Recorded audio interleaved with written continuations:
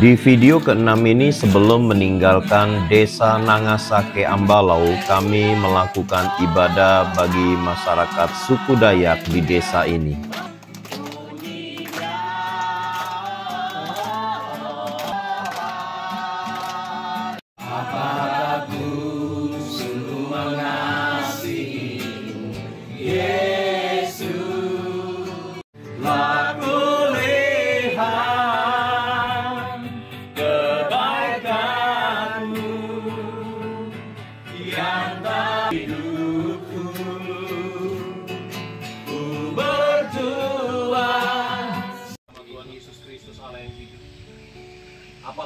Ada dua cara untuk mencapai ke sorga. Cara pertama, ya, kita yang mengusahakannya.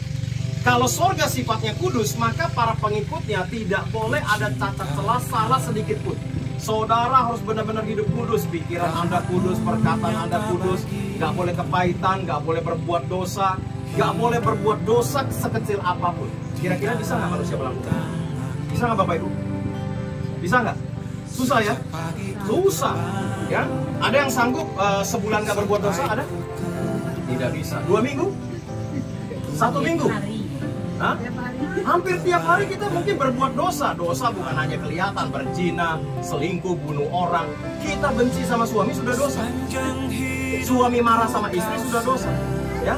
Nah, kalau cara pertama Anda ingin melakukannya, berarti Anda tidak boleh ada dosa sekecil apapun, dan Tuhan tahu manusia nggak mungkin bisa melakukan. Tapi cara kedua, saudara, kita bersyukur Tuhan yang kita sembah di dalam nama Yesus Kristus, ya, bukan kita yang mengusahakannya, tapi Dia tawarkan dirinya. Dalam Yohanes 3:16 Dia turun ke dunia untuk mencari kita orang-orang berdosa. Dia tawarkan dirinya, Dia menjelma menjadi manusia, ya, sama seperti diri kita, bahkan menjadi seorang hamba. Dan firman Tuhan berkata, Kisah 4 ayat 12, barang siapa percaya kepada namanya tidak binasa, melainkan beroleh hidup yang kekal. Nah, Yesus dikatakan cara kedua, Dia tawarkan dirinya. Di dalam Yohanes 14 ayat 6 yang tadi kita baca, Yesus berkata, akulah jalan. Kalau Yesus berkata, akulah jalan, berarti di luar sana gak ada cara lain. Akulah kebenaran, berarti di luar sana yang ada hanya kesalahan. Dan hidup, berarti di luar sana yang ada kebinasaan. Akulah jalan, kebenaran, dan hidup. Tidak ada seorang pun, dikatakan apa? Mencapai kepada Bapa kalau tidak melalui Yesus Kristus. Jadi Bapak Ibu yang percaya. Selesai ibadah, kami juga mendoakan jemaat yang sakit dan mengalami berbagai macam persoalan dan pergumulan dalam hidup mereka. Boleh Tuhan tempatkan di tempat yang jauh dan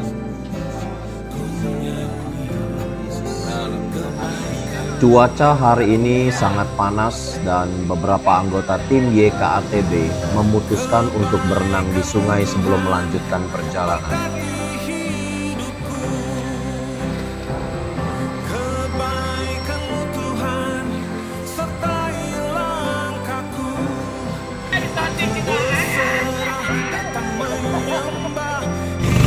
Setelah selesai ibadah dan mandi di sungai, perjalanan kami lanjutkan menuju ke desa Nangakramoy, Ambalau untuk survei satu gereja lagi di desa ini.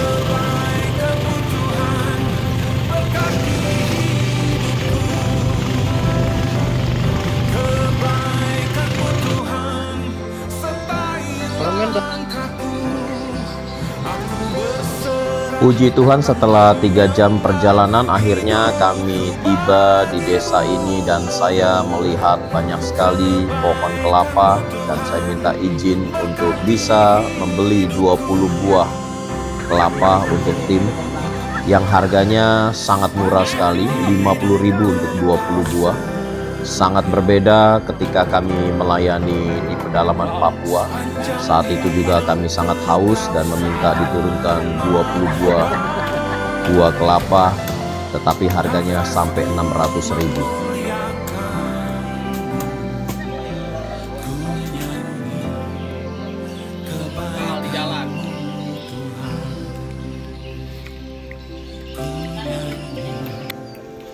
Setelah istirahat sejenak, kami langsung menuju ke lokasi yang akan dibangun satu gereja oleh tim misi YKATB di desa Nangakramoy.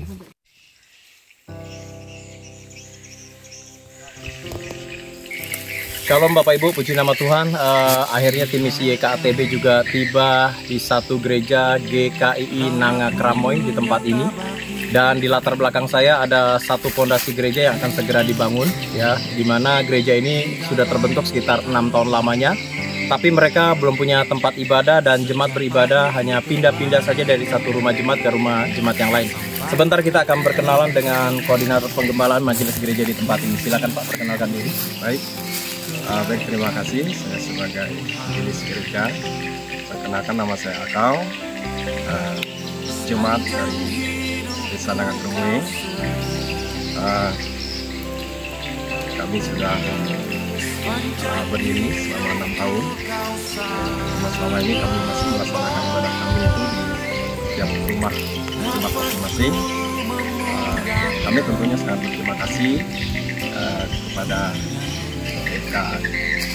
YKATB ya, untuk kalau bisa memberikan bantuan untuk membangun gereja kami yang selama ini kami masih sangat kekurangan biaya atau dana untuk membangun gereja secara mandiri. Ya, puji Tuhan Bapak Ibu, memang saudara tahu lokasinya, aksesnya sangat sulit untuk kita tembus. Makanya YKATB itu terpanggil untuk menjangkau yang tidak terjangkau dan luput dari perhatian dari gereja-gereja yang ada di kota besar. Oleh karena itu kami sudah hadir di tempat ini, kami berkomitmen untuk membantu GKI di tempat ini. Nah, mari Bapak Ibu, saudara yang terbeban untuk menabur bagi gereja ini, saudara bisa salurkan ke rekening YKATB agar jemaat di tempat ini tidak hanya beribadah di rumah-rumah jemaat dan saling bergantian, tetapi mereka sudah punya bangunan gereja sendiri. Tuhan Yesus memberkati taburan Bapak Ibu. Shalom, God bless you all.